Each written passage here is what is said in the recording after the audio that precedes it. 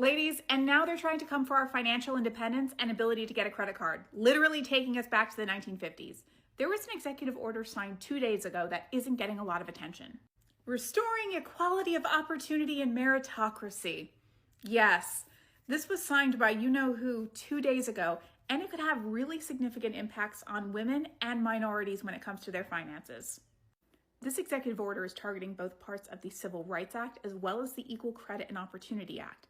Talking specifically about women, the Equal Credit and Opportunity Act was signed into law in the 1970s, and it prohibited banks and credit agencies from discriminating against a woman just because she's a woman, aka back to the days of needing a cosigner, a male cosigner, for a loan, a mortgage, a credit card, or even a bank account. Now, here's the thing. Only Congress can actually change that law. It's important to be aware of this because we need to keep an eye out in the House and the Senate for any similar legislation.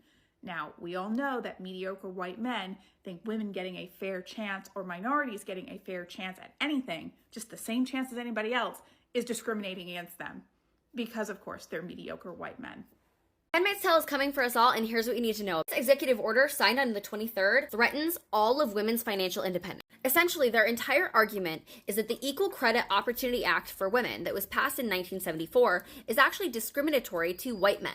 This executive order is intended to encourage meritocracy in a colorblind society, not race or sex-based favoritism. And they're going to be evaluating all pending proceedings under the Equal Credit Opportunity Act, which currently prevents leaders from discriminating against women based on their marital status. It prevents women from having to have a male cosigner. It essentially gives women financial freedom. Now, the executive order cannot change the law. This can only be done by an act of Congress. I do want to remind you that Republicans currently have a slight hold over Congress. They have 218 seats, whereas Democrats currently hold 215. This could go either way. And it will be up to independent federal agencies to abide by this executive order. This is exactly what we saw in the first episode of Handmaid's Tale, where it literally took away women's ability to have their own financial freedom. Keeping my ear to the story, so follow me for more updates. Hello there, people of the internet. I really hope you're doing fine from whichever part of the world you're watching me from.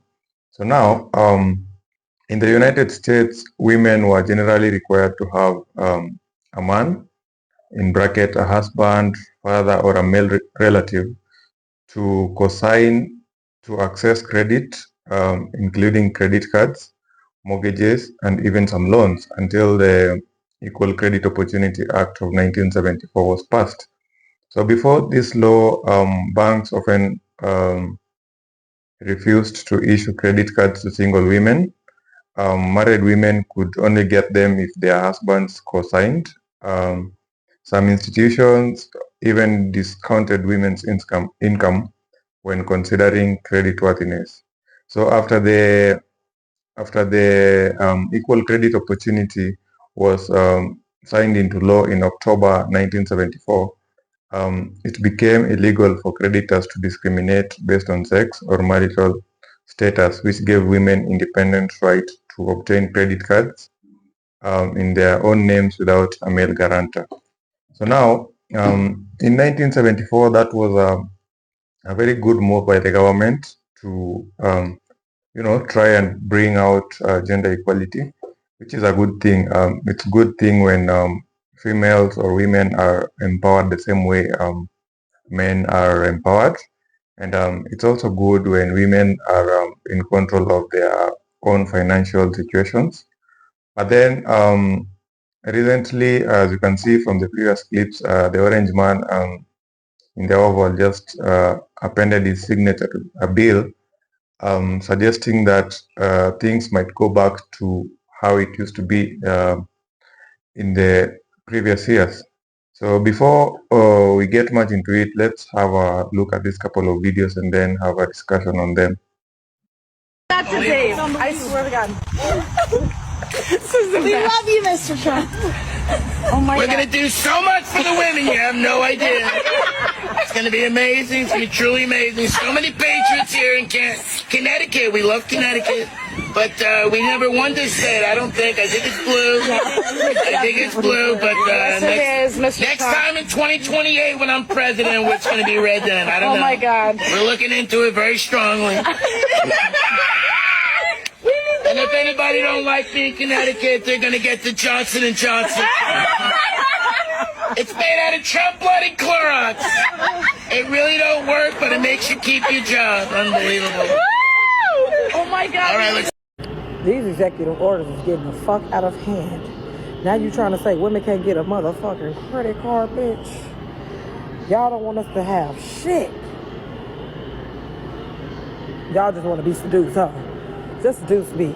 Don't work hard. That's all I hear. Y'all don't want us to have a fucking credit card, y'all. A fucking executive order. I don't know the exact name of it, but y'all can look it up. It was signed 2 days ago, trying to basically stop women from being able to get fucking credit cards.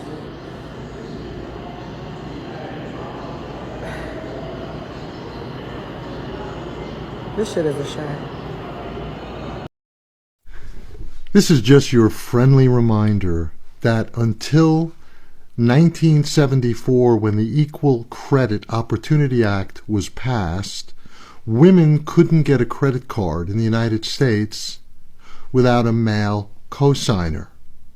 And for all you Utes out there, as we say in Brooklyn, that feel that that's such a long time ago, it kind of makes sense, it's ancient history. 1974, I was a freshman in college. It was also only 1 year after Roe v. Wade was decided that, of course, you know what that meant. So now access to reproductive justice has been curtailed. And while we have made, and we may have forgotten that it seems so foreign that women couldn't get access to credit, not just credit cards, access to mortgages and loans on their own back before 1973, we still deal with paycheck fairness. We can't get paycheck fairness passed. Women earn less than men. We're still dealing with women's health care issues that are poorly addressed compared with men. We still have a long way to go with menopause protections in the workplace. And pregnancy discrimination is an ongoing challenge for many women in the workplace. So we may not want to go further backwards. What do you think? I want to protect the women of our country. I want to protect the women. Sir, please don't say that. Why? They said we think it's very inappropriate for you to say. So why? I'm president. I want to protect the women of our country. They said.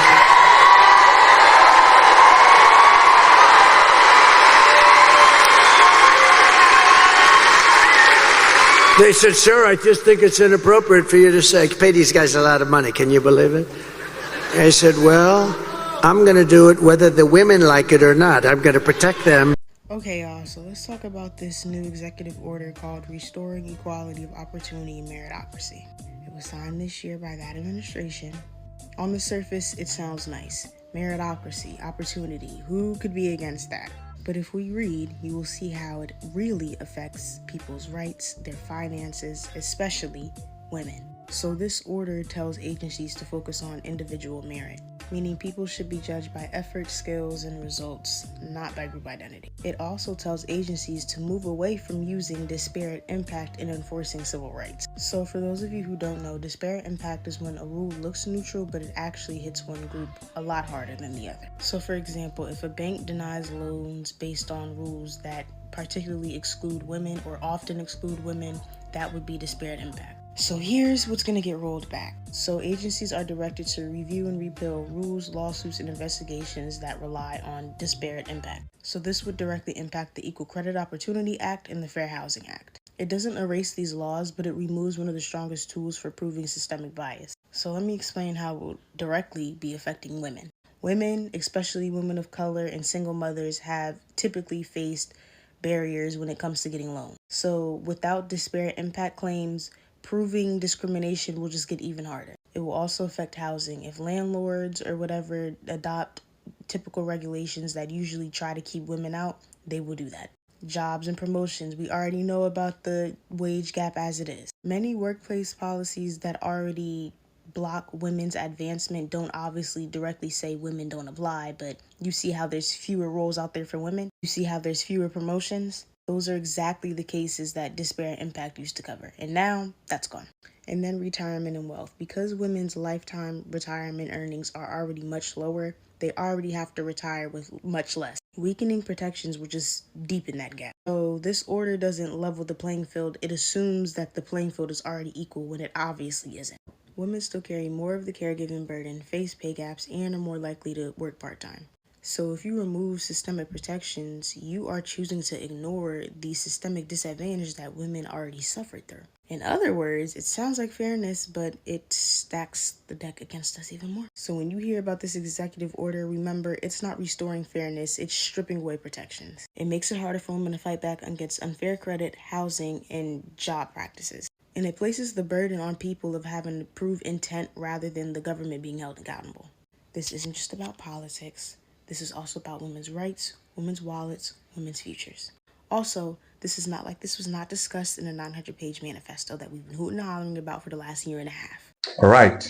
So when this bill passes into a law, what does it mean for the women, for the ladies who would want to have control of their financial status, who would want access to all this capital and to manage themselves? Does it mean that